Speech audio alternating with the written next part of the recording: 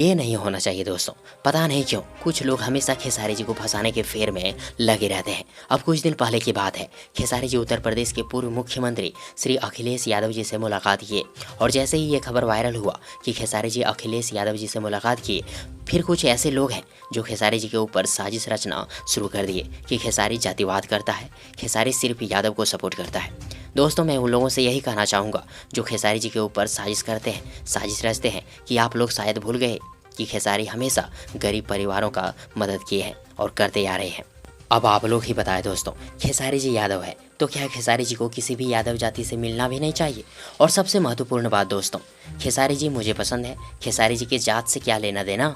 और रही बात इस पूरे संसार में यदि सही मायने में कोई जाति होनी चाहिए तो वो है इंसानियत जाति, इससे बढ़कर कोई जात पात नहीं। और दोस्तों, खेसारी जी के अंदर इंसानियत भरपूर है। वैसे आप सबों को क्या लगता है, खेसारी जी जातिवाद करते हैं? कमेंट बॉक्स में ज़रूर लिखिएगा। और यदि आप सबों को ये जानकारी पसंद आई हो तो प्लीज़ वीडियो को लाइक करें, वीडियो को अपने दोस्तों के साथ शेयर करें और हाँ, चैनल को सब्सक्राइब करना और साथ ही चैनल के बेल आइकन को प्रेस करना ना भूलें। थैंक्स, मिलते हैं एक और नई वीडियो लेकर, तब तक के लिए good wishes for good luck.